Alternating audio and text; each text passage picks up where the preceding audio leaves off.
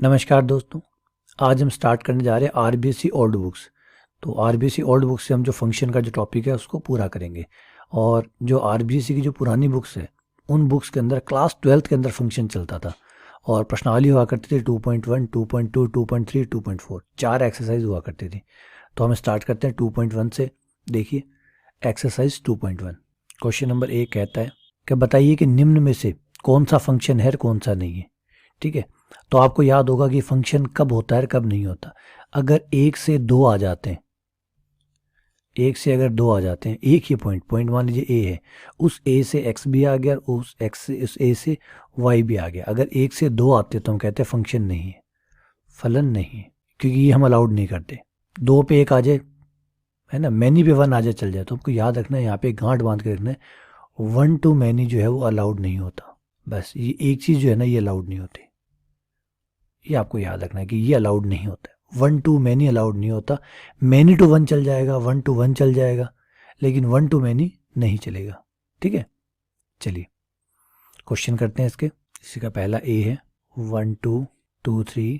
अब आप यहाँ पे देखिए और ये देखिए, किसी एक पे दो तो नहीं आ रहे ना, जैसे 1 पे 2 आया, ठीक है भाई। कहीं दोबारा 1 पे आ रहा है, नहीं आ रहा साहब। 2 पे 3 आया, ठीक है। कहीं दोबारा 2 पे कुछ आ रहा है, आ रहा है साहब। इसका मतलब 2 पे दो चीज़ें आ रही है, सेम 2 है लेकिन सेम 2 पे दो आ रहा है, 3 और 1, जो कि मैंने कहा था कि अलाउड नहीं है, यानी फलन नहीं है। तो इस तरीके से आप आराम से चेक कर सकते हैं कि कौन फलन है और कौन नहीं है।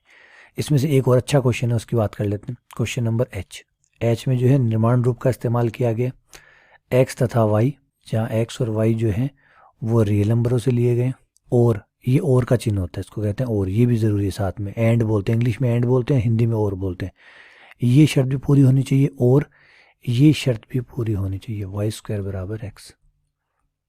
तो मैं एक बार लिख देता हूँ पहले इस चिन्ह के बारे में, कि इस चिन्ह जो होता है, इस चिन्ह को हम इंग्लिश में एंड कहते हैं और हिंदी में कहें तो और कहते हैं। इसका मतलब ये होता है कि दोनों साइड जो लिखा हुआ है वो सत्य होना चाहिए। मतलब एक्स और वाई रियल नंबर से भी होने चाहिए और वाई स्क्वायर बराबर एक्स भी होना चाहिए।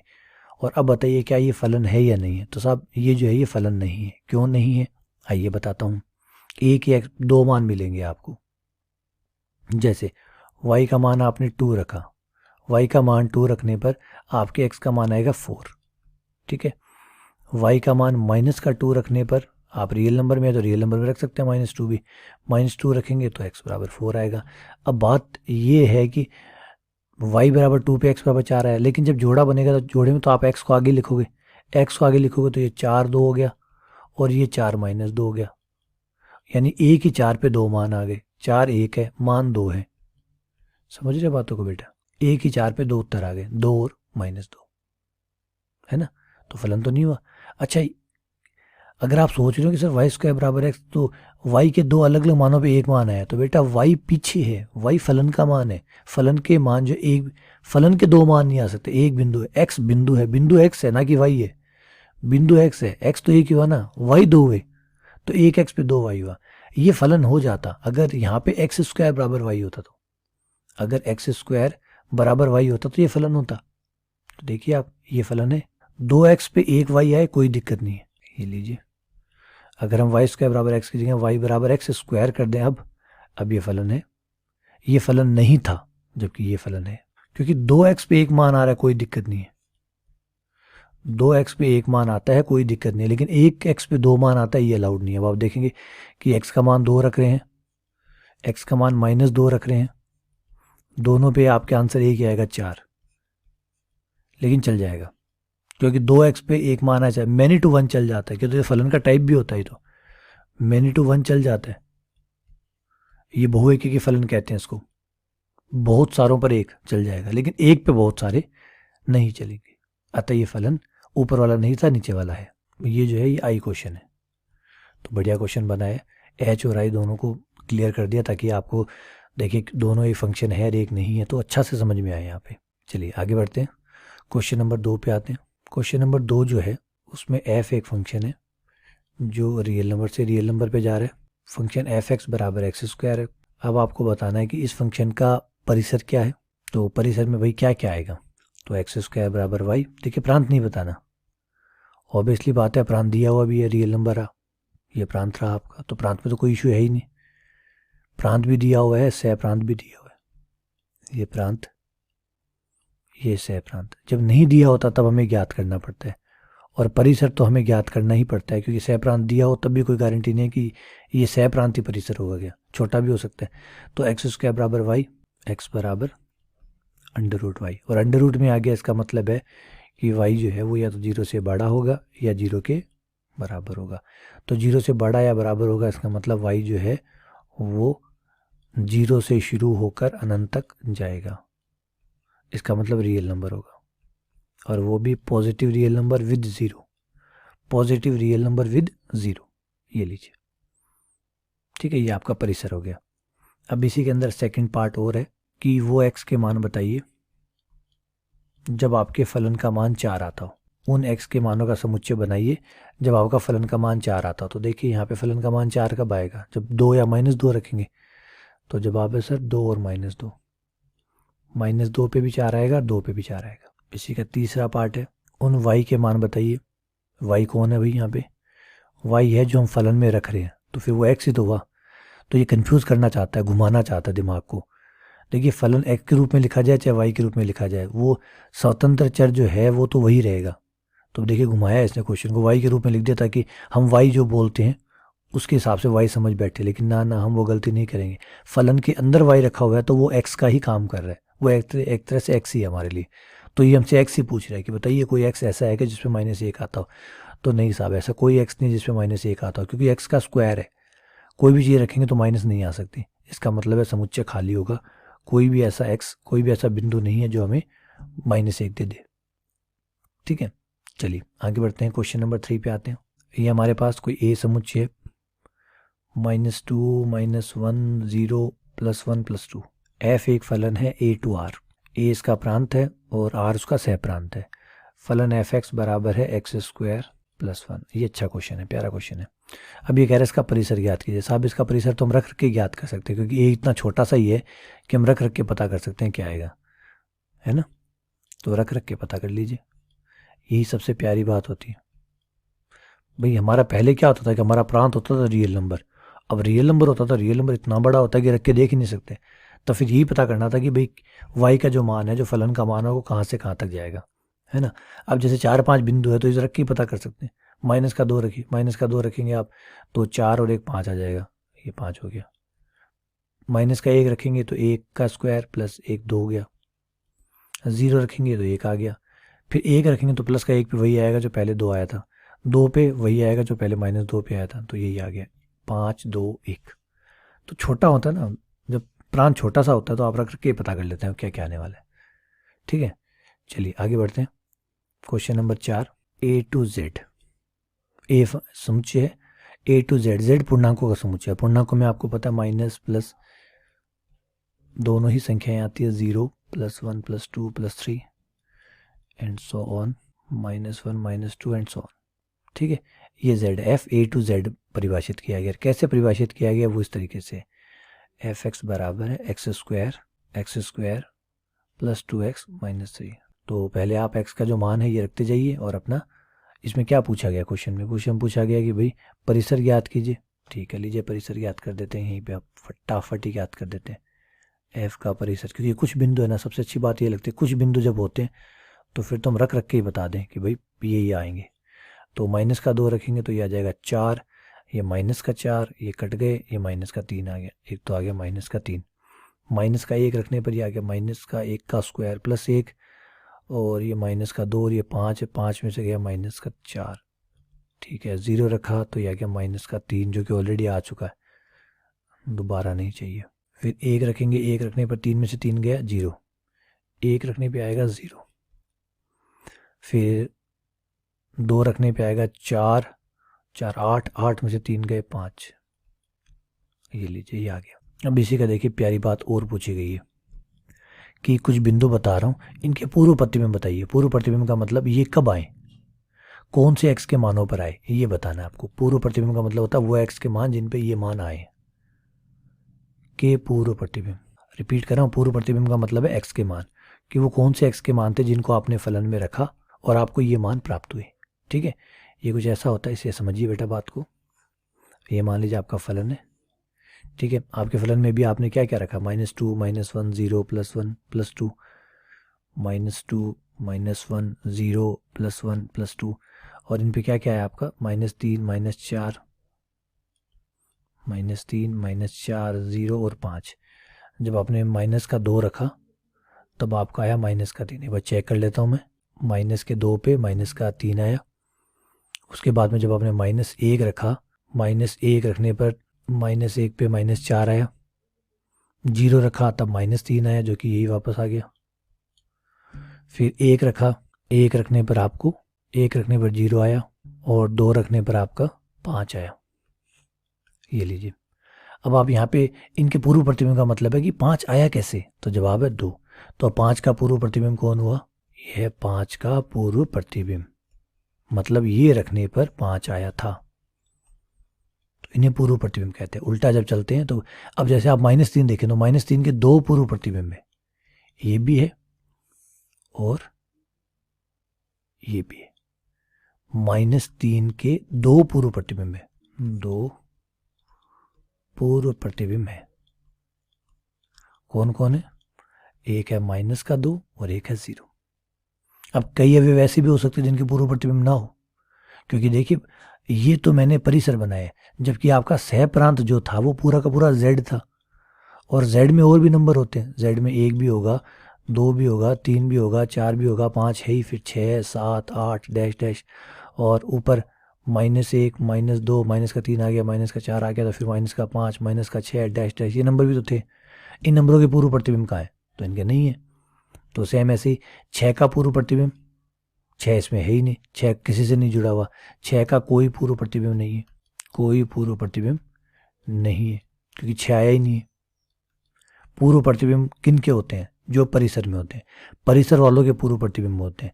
सह प्रांत वाले जो एलिमेंट होते हैं उनमें से जो परिसर में आ गए उनके तो पूर्व प्रतिबिंब है, जो नहीं है उनके नहीं है। -3 के ये रहे, 5 का ये रहा। ठीक है, चलिए आगे बढ़ते हैं, क्वेश्चन नंबर 5 पे आते हैं। f एक फलन है जो कि रियल नंबर से रियल नंबर में fx बराबर e⁻x a। इसमें पूछा है कि जो r का f प्रतिबिंब समुच्चय निकालिए। प्रतिबिंब का मतलब होता है परिसर। नाम बदल बदल के पूछ रहा है कंफ्यूज करने के लिए।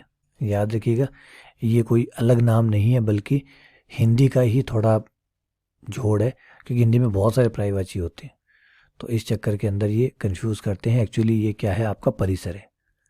f का प्रतिबिंब समुच्चय मतलब परिसर, और fx बराबर e⁻x। e⁻x की एक खासियत होती है, e⁻x क्यों, इसे चरघातांकी फलन कहते हैं। नाम रखिएगा चरघातांकी। और अब आप सोचते हो कि चरघातांकी फलन सिर्फ e⁻x होता है, तो ऐसा नहीं है।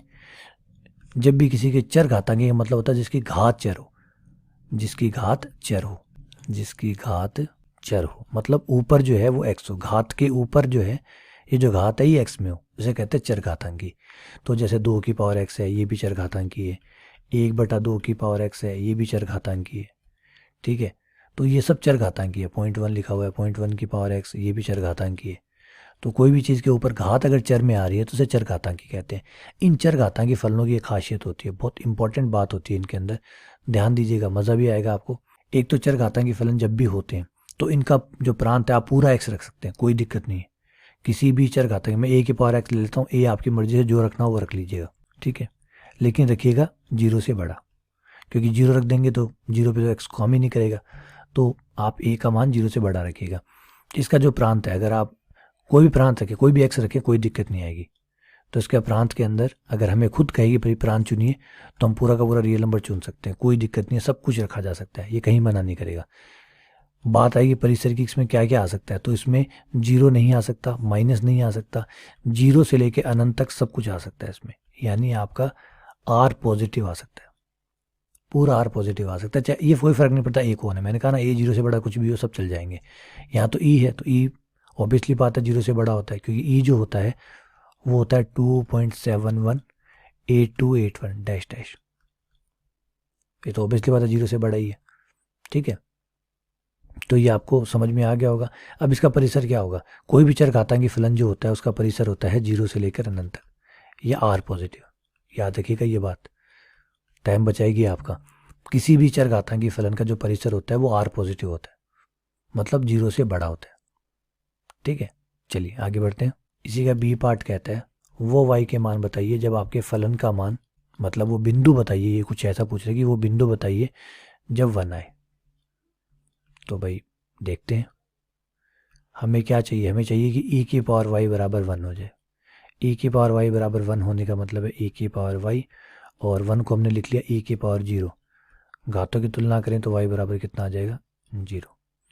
तो y बराबर क्या हुआ, 0। ठीक है, तो ये उम्मीद करता हूँ कि आपको समझ में आ गया। y बराबर 0, एक बिंदु आएगा इसका, सिर्फ एक बिंदु आएगा इस समुच्चय में, वो होगा 0। ठीक है, चलिए आगे बढ़ते हैं। इसका सी पार्ट कहता है क्या इस चरघातांकी फलन के लिए ये बात सही है कि मैं f(x) को fy से गुणा करूं तो ये बराबर होगा f(x + y)। तो चेक कर लेते हैं। f(x) मतलब e की पावर x, fy यानी e की पावर y, दोनों गुणा होकर घाते जुड़ जाएगी, e की पावर x + y, और f(x + y) तो e पे सीधा ही x + y आ जाएगा, क्योंकि फलन के अंदर जो होता है उसको उसके ऊपर रखते हैं, फंक्शन में रखते हैं। तो फंक्शन में x रखेंगे, y रखेंगे, x + y रखेंगे, तो x रखेंगे तो e की पावर x आ जाएगा, y रखेंगे तो e की पावर y आ जाएगा, और x + y रखेंगे तो e की पावर x + y आ जाएगा। यहाँ दोनों गुणा में है तो जुड़ के हो जाएंगे e की पावर x + y, जो कि बराबर है। अतः ये बात सत्य है, ये सही कह रहा था। क्वेश्चन नंबर 6, f r+ से r में इस बार फलन f(x) जो है वो बराबर है log x, बेस e है। इसका आपको परिचय बताना है, तो लोग के बारे में याद रखिएगा, अच्छी बात है लोग आ गया। लोग जो होता है वो -∞ से +∞ तक जाता है, पूरा जाता है। हर x का मान जो है वो आपको लोग में मिल जाएगा। लोग का जो परिसर होता है, लघु गुणक का जो परिसर होता है, इसे लघु गुणक फलन कहते हैं। जब लोग आता है तो लघु गुणक फलन का परिसर पूरा रियल नंबर होता है, पूरा रियल नंबर, -∞ टू +∞ तक सारे आते हैं इसके अंदर। ये खासियत है इसकी, कमाल की बात है इसके अंदर, सारी चीज़ें आती है इसके अंदर। लघु गुणक फलन का परिसर जो होता है वो पूरा का पूरा रियल नंबर होता है। तो यहाँ पे तो कोई इशू नहीं है आपको, ये लीजिए आपको परिसर मिल गया जो पूछा गया था। इसके अंदर दूसरी बात और पूछी गई है कि वो y बताइए जब आपके फलन का मान -2 आए। -2 कब आएगा, तो देखते हैं साहब कब आएगा। log e y बराबर -2 लाना है हमें, तो मैं log को हटा दूं, log को जैसे हटाऊंगा दूसरी चीज़ पावर में चली जाएगी, e की पावर में, e की पावर -2, क्योंकि जो बेस होता है वो उसकी पावर में जाता है। तो बेस e है तो ये e की पावर -2 हो गया। तो y बराबर e की पावर -2 होना चाहिए, तब आपका ये आंसर आएगा। तो इसका मतलब इस समुच्चय में सिर्फ एक ही बिंदु होगा, वो होगा e की पावर -2, e की पावर -2। अब इसमें यह पूछा है कि क्या इसके अंदर, इस फलन के अंदर ये चीज़ होती है कि अगर मैं x गुणा y पे फलन का मान निकालूं तो वो मान बराबर होगा f(x) का मान प्लस fy का मान। तो अभी चेक कर देते हैं, इससे शुरू करते हैं। तो ये जाएगा log x गुणा y, और हमें पता है कि अगर log x गुणा y है तो ये हो जाता है log x plus log y। ठीक है, और log x को हम लिख सकते हैं fx, और log y को हम लिख सकते हैं fy। तो बात सही है भाई, काम कर रहा है। f(x, y) से स्टार्ट किया था और पहुंच गए f(x + fy) पे, तो ये बात सत्य है, ये रिजल्ट सही है। चलिए आगे बढ़ते हैं। Question number 7। क्वेश्चन नंबर 7 जो है उसमें f फलन है जो कि दिया हुआ है कर्मित युग्म के रूप में x, x² बटा 1 + x²। फलन का जो ये जो x है वो पूरा रियल नंबर है। अब आपको बताना है कि इसका परिसर क्या होगा, इस फलन का परिसर क्या होगा। तो सबसे पहले बेटा फलन कौन सा है, देखिए x रखेंगे ये आएगा, मतलब ये फलन का मान है। तो ये फलन हुआ आपका f(x) बराबर स्क्वायर बटा 1 + x²। अब हमें देखना है कि हमारे x का मान, फलन का मान है वो कहाँ तक जाएगा। पहले एक चीज़ तो कन्फर्म है, कोई डाउट नहीं है, x का स्क्वायर आ रहा है, इसका मतलब प्लस के आएंगे, माइनस के तो नहीं आ सकते, कन्फर्म है। देखिए बेटा x का स्क्वायर है, x का स्क्वायर होते ही ये ऊपर वाला क्या हो गया, प्लस का। ये चाहे आप x कुछ भी रखिए तो प्लस ही आएगा। नीचे भी x² प्लस का है तो ये भी प्लस का ही आएगा। फिर प्लस में अगर +1 जोड़ोगे वो भी प्लस ही आना है, भाग दोगे तो भी प्लस आना है। तो ये बात, एक बात तो कन्फर्म है कि ये जो भी आंसर आएगा ये प्लस का आएगा, माइनस का नहीं आएगा। ठीक है, अब बात करते हैं कि कितना आएगा, कहाँ तक जाएगा ये। तो इतना तो कन्फर्म है कि ये 0 से बड़ा होगा या 0 के बराबर होगा। अच्छा, आपने 0 के बराबर क्यों लिखा, क्योंकि जैसे ही आप x का मान 0 रखते हैं, इसके अंदर रख के देखिए, x का मान 0 रखते ही ये आपको 0 दे देगा, क्योंकि 0 का स्क्वायर बटा 1 + 0 का स्क्वायर, तो 0 बटा 1 0 आ गया। तो इसका मतलब 0 आएगा इसके अंदर, और माइनस का आ नहीं सकता, इसका मतलब 0 से बड़ा आएगा। तो इतना तो पता है, लेकिन 0 से बड़ा सारे मान आएंगे या कहीं जाके रुकेगा, ये भी चेक कर लेते हैं। तो यहाँ पे थोड़ा सा आपको ध्यान देना पड़ेगा, बहुत ही प्यारा सवाल है ये, थोड़ा सा आपको ध्यान देना पड़ेगा। ऊपर जो भी आएगा नीचे उससे एक ज़्यादा आएगा, ऊपर जो भी आएगा नीचे एक ज़्यादा आएगा, समझिए इस बात को। मान लीजिए आपने कोई एक्स का मान ऐसा रखा, ठीक है, 3 रख दिया, मान लीजिए ये 3 रखा तो ऊपर 9 आएगा नीचे 10 आएगा, सही कह रहा हूँ, तो ये आ जाएगा 0.9। फिर आपने कोई एक्स का मान रखा, मान लिया अंडूर 99 रखा, अंडूर 99 रखा तो ऊपर आ जाएगा 99, नीचे आ जाएगा अंडूर 99 का स्क्वायर 99 प्लस 100, यह आ जाएगा आपका 0.99। अब सोचिए आपने अंडर रूट 999 रखा, अंडर 999 रखा तो ये 999 बट्टा 1000। नीचे वाला हमेशा ऊपर वाले से एक बड़ा रहेगा, और हमेशा एक बड़ा रहेगा तो किसी भी हाल में एक नहीं आ सकता। एक कब आता है? एक तब आता है जब 2 में 2 का भाग लगता है, 3 में 3 का भाग लगता है, 5 में 5 का भाग लगता है, और 1000 में 1000 का भाग लगता है, तब एक आता है। सही बात है। एक तब आता है जब ऊपर और नीचे वाला बराबर होता है, वरना एक से कम आता है। एक से कम कब आता है? जब ऊपर वाला छोटा हो नीचे वाला बड़ा हो। तो यहाँ देखिए ऊपर वाला छोटा है नीचे वाला बड़ा है, तो आंसर जो भी आएगा वो एक से छोटा आएगा। एग्जैक्टली एक भी नहीं आ सकता, क्योंकि एक आने के लिए बराबर होना ज़रूरी है। तो एक्स स्क्वायर बटा 1 प्लस एक्स स्क्वायर हमेशा एक से छोटा आएगा, इवन एक के बराबर भी नहीं आएगा। एक के बराबर कैसे आ सकता है? ऊपर कितने बड़ा आ जाए, करोड़ आ जाए, लेकिन नीचे 1 करोड़ 1 आएगा। ऊपर अगर 1 अरब आ गया तो नीचे 1 अरब 1 आएगा। तो हमेशा ऊपर वाला छोटा रहेगा नीचे वाला बड़ा रहेगा, तो भाग लगने पर एक से कम ही आएगा, तो ये एक से कम आएगा। तो फाइनली आंसर क्या हुआ? 0 से लेके 0 आएगा, से लेके 1 तक चलेगा, लेकिन 1 शामिल नहीं होगा। बड़ा प्यारा क्वेश्चन था, मज़ा आया ना, बड़ा प्यारा क्वेश्चन था। एफ का परिसर हुआ 0 से शुरू होकर 1 तक। आप इसको चाहे तो ऐसे भी बोल सकते हैं, आपका एफ एक्स 0 से बड़ा या बराबर परंतु 1 से छोटा, for all x belongs to R. आप चाहे कोई भी एक्स रखिए, यही देगा। ठीक है, चलिए आगे बढ़ते हैं। लास्ट क्वेश्चन है क्वेश्चन नंबर 8। जी एक फलन है जो कि खुद ही कह रहा है, ये 1 1 2 3 3 5। अच्छा, चेक करने को भी कह रहा है कि चेक कीजिए क्या ये फलन है, क्या वर्ड और लगा हुआ है, तो चेक कर देते हैं। देखिए 1 पे 1 आया, क्या दोबारा किसी 1 पे 1 आया? नहीं आया। 2 पे 3 आया, क्या 2 पे दोबारा किसी में आया? नहीं आया। 3 पे आया? नहीं। 4 पे आया? नहीं। सब पे एक एक बार ही आ रहा है, इसका मतलब फलन है। तो जवाब है फलन है। अगर फलन को हम इस रूप में दिखाएं, जी एक्स बराबर alpha x plus beta x, तो बताइए अल्फा और बीटा कितना होगा। ये क्वेश्चन और पूछा गया कि अल्फा और बीटा क्या है वो बताइए। अभी बता देते हैं, पहले 1 1 रख लेते हैं। जब फलन में एक्स का मान 1 रखेंगे तो फलन का मान भी 1 आएगा, तो ये 1 हो गया, एक्स का मान 1 हो गया, तो अल्फा प्लस बीटा बराबर आ गया 1। समीकरण नंबर 1। दूसरे समीकरण 2 3, एक्स का मान 2 रखेंगे तो फलन का मान 3 आएगा, ये 3, एक्स का मान 2 रखने पर 2 अल्फा प्लस बीटा। समीकरण नंबर 2, दोनों को घटाया, माइनस माइनस माइनस, बीटा से बीटा कैंसिल, माइनस अल्फा, 1 में से 3 गया, -2, अल्फा बराबर आ गया 2। अल्फा 2 आ गया, अल्फा का मान 2 रखेंगे तो बीटा का मान -1 आ जाएगा। ये लीजिए, तो आपका जी एक्स बराबर आ गया अल्फा का मान 2, 2x -1। ये आपका फंक्शन हो गया। और आप चाहें तो बचे हुए बिंदुओं को भी इसमें रख के चेक कर सकते हैं वो काम कर रहे हैं नहीं कर रहे, क्योंकि हमने ये 2 ही रखे हैं, ये नहीं रखा। चेक कर लीजिए, 3 पे 5 आ रहा है, नहीं आ रहा, 3 दूनी 6, 6 - 1 5 आ रहा है, 4 पे 7 आ रहा है, नहीं आ रहा, 4 दूनी 8, 8 - 1 7। सही है, तो ये फलन है और इस तरीके से व्यक्त किया जा सकता है। ठीक है, चलिए बहुत बहुत धन्यवाद, शुक्रिया। मैंने 2.1 जो है वो कंप्लीट करवा दिया। कोई डाउट हो, कोई प्रॉब्लम हो इससे जुड़ी तो मुझे ज़रूर बताइएगा। शुक्रिया, धन्यवाद।